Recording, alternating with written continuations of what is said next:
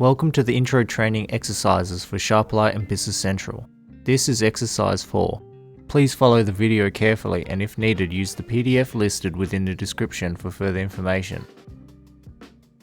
Exercise 4 has 3 parts, A to C, covering non-contiguous filter ranges and operators. Part A will demonstrate a simple filter list, Part B goes through the use code ranges function, and in Part C we will show the exclamation operator and how it is used. This exercise begins from the saved query produced in exercise 2. In Part A, we want to define a list of account codes for our geo account number filter.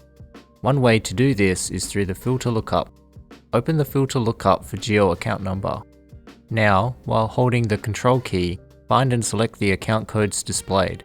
The control key lets you multi-select, as normally when you click on another row, only that row is highlighted. When you have all the account codes highlighted, finish by clicking on OK. The geo account number filter will now show an in list. It will look like in, then values in a comma delimited list. Preview your query and view the SQL statement. Here you should see what the filter is doing. It is filtering with an in list of the account codes we selected.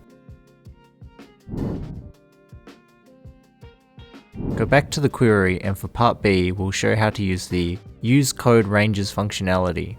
Open the lookup again for geo account number and tick the box for use code ranges. Click OK, and now when you look at the filter values you should notice a change as 2 dots populate whenever a potential range is possible.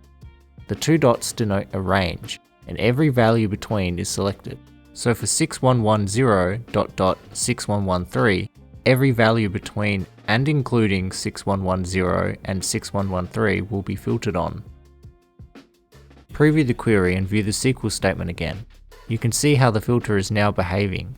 There are several between and clauses as ranges and individual values are now defined in the filter.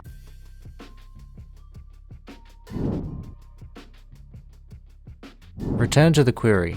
Now for Part C we want to demonstrate how to use the exclamation mark operator. It denotes not. Go to the from value for geo account number and place an exclamation mark before the in operator. Now the filter will behave as not in list. Now when we preview the query and view the SQL, our previous clauses for the account number are all within brackets and have a not before them.